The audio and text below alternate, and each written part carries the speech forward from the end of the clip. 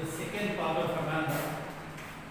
In the previous class of mine, you have seen we are talking about this poem about a little girl composed by Rotten Train, and the theme, as I have told, is actually a contrast of opinion between our parent, guardian or elder on the one hand and the children or grown-up people on the other.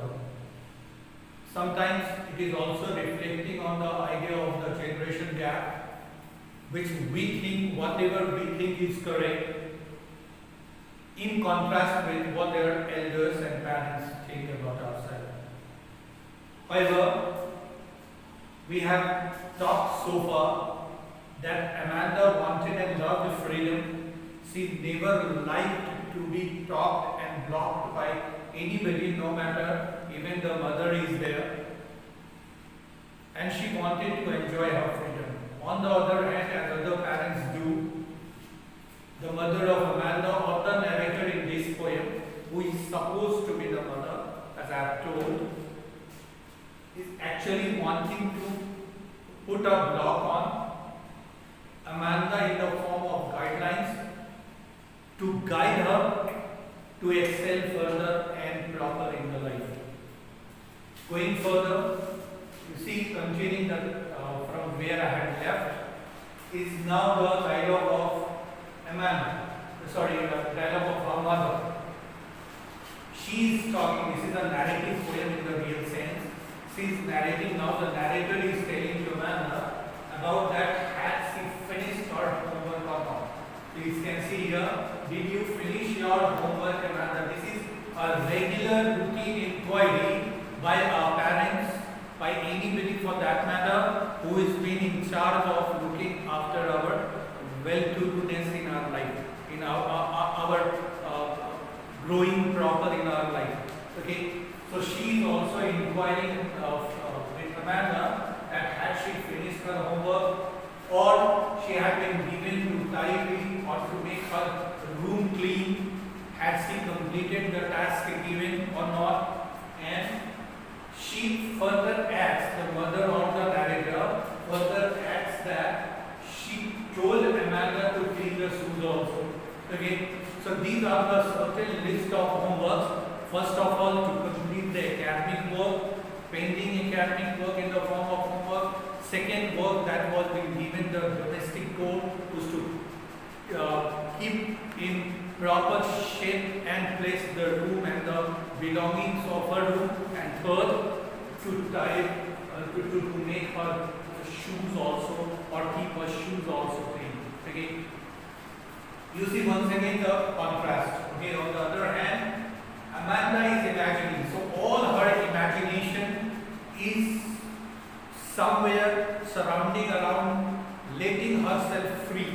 The previous paragraph we had seen, she was imagining herself standing carefree on the coastal area, imagining herself and watching that languid emerald sea, and thought of herself like that of a mermaid enjoying that sea water and swimming without being noticed and blocked or guidance by anybody.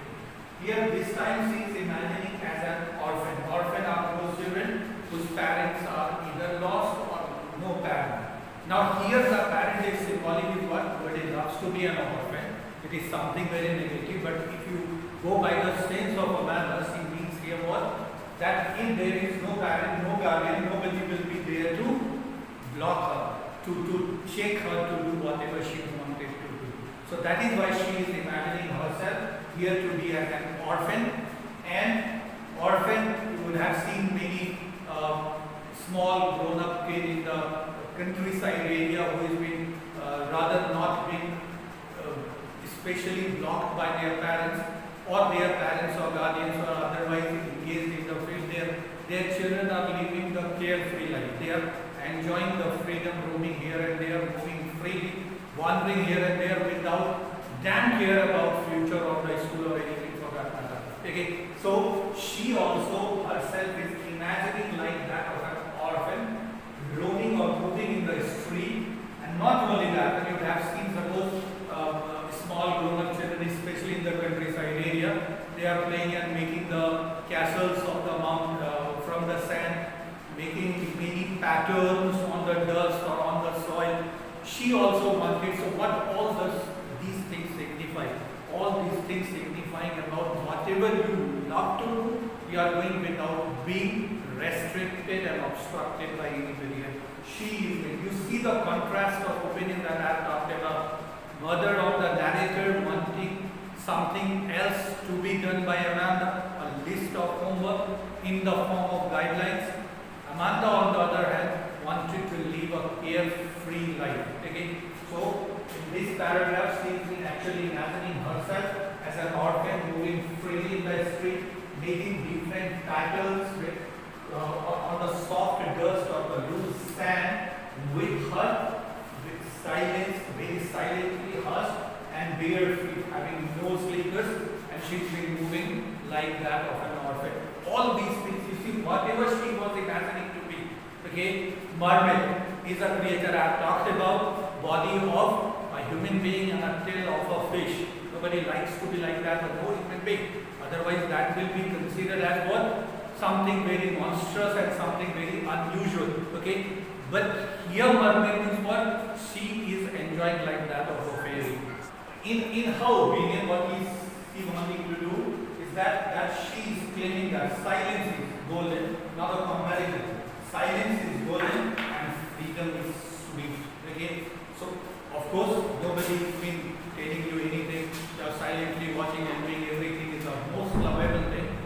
But this love and care of doing everything in solitude is being given the liberty of doing whatever you wish to do without being blocked by, because once, as in the beginning of the poem I have already told, that in our grown-up days, in childhood days, we are doing many fantasies, we have many childhood fantasies, and we feel ourselves, that is what the theme of the poem is, that we feel ourselves a bit,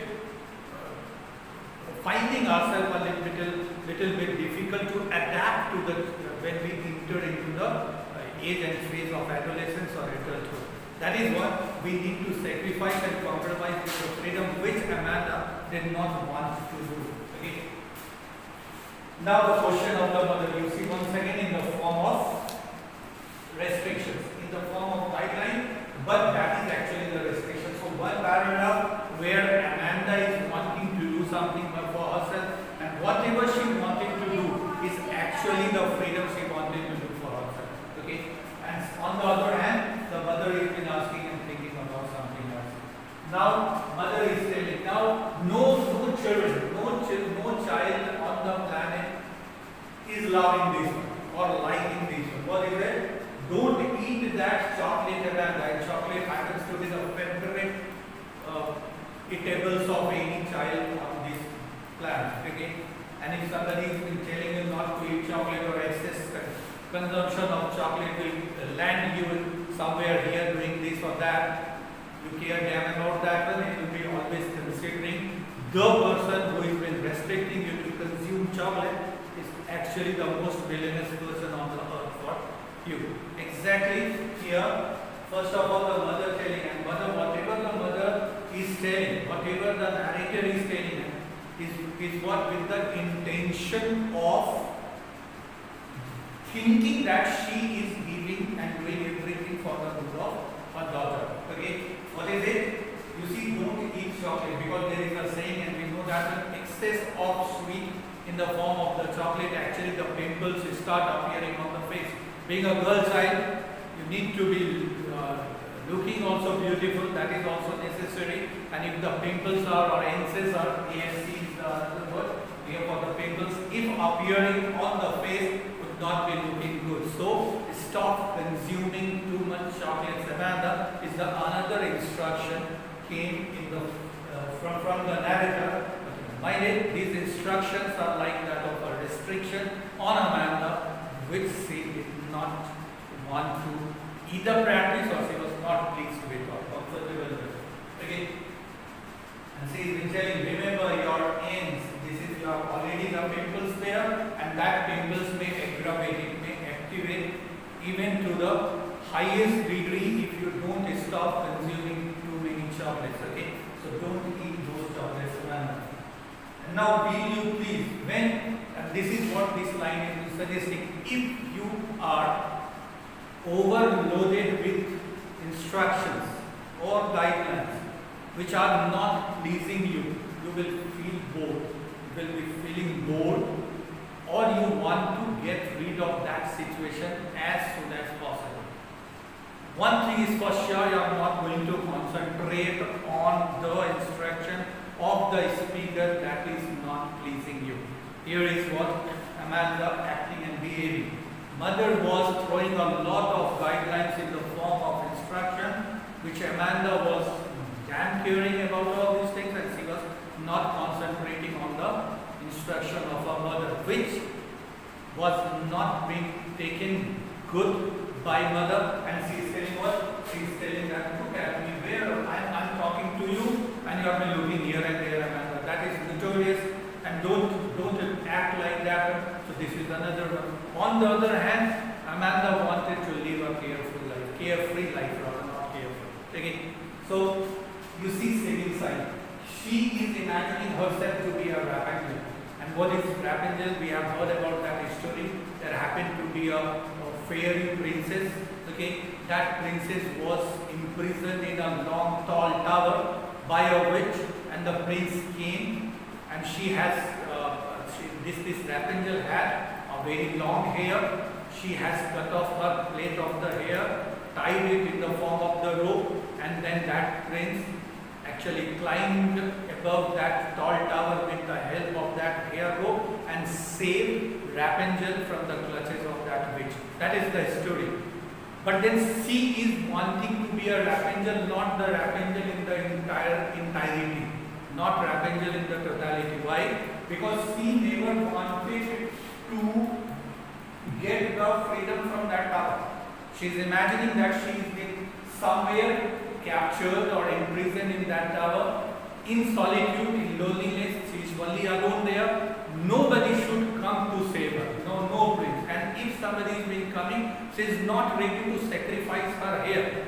She was been feeling uncomfortable on the second part of the story of Rapunzel, where Rapunzel had to sacrifice her beautiful golden hair, or the plait, P-L-A-I-T, plait is that actually the cost of the hair.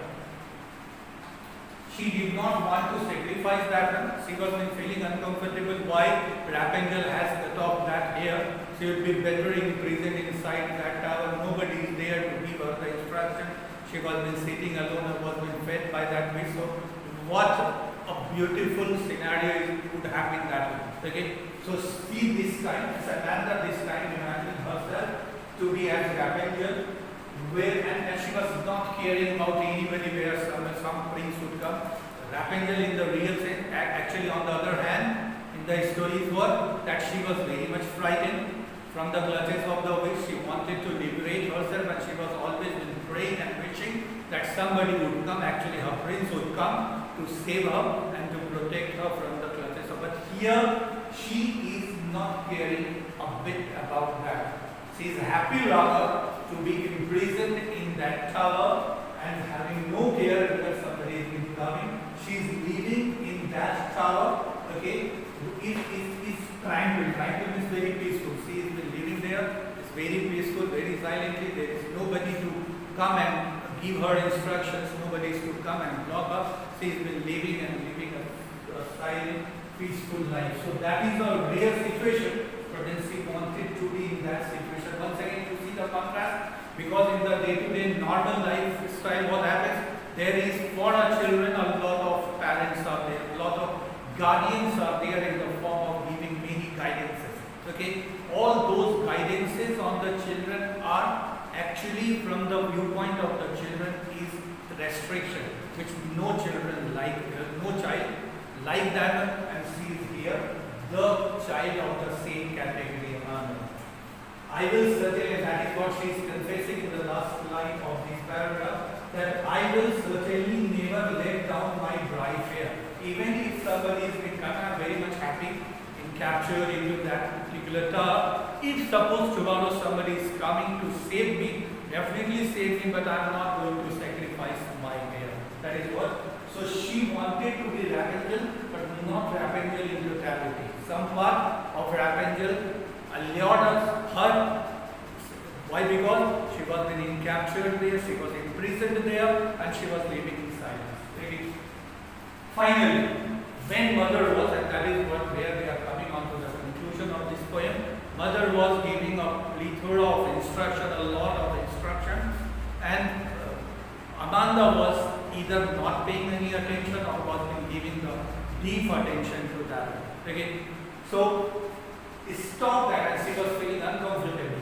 So that is what her mother is saying, or the narrator, I repeat, is telling here to her, stop that looking angry, sulking is feeling uncomfortable, or giving that angry, irritable look. Okay, so stop showing your irritation, Amanda. Okay, you are always moody, Amanda. I am telling you, I am giving you whatever, you are not paying any attention. That is the general complaint of all the parents on this planet. Okay, that their children are not paying attention to their parents.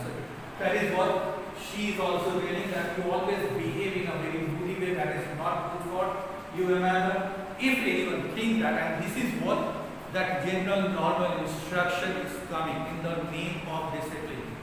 Whatever the way that you are behaving, if suppose somebody listens to our conversation, if somebody watches that, what would they conclude? That this child is out of control of the parent. They would be concluding what? That you are always, I am scolding you, nagging is scolding. Actually, I will not be scolding you, but your facial expression, your posture, your behavior, your reaction and responses may allow or give the reason to somebody else to misconclude that I am scolding and torturing you. So stop behaving in that way. So this is what in conclusion I may say, that this entire poem is very, very beautifully painted and presented by the poetess. What that one side is the concern of the parent coming, which is in their opinion is good for the betterment of their children, and on the other hand the children are not liking this much bogged down instructions. Why? Because they want to live a free and liberated life. Okay, so in my next class I will be coming some important questions or extract based questions and the poetic devices used in this poem by the poet that may be handy for you from the examination purpose. Till then, take very good care of yourself.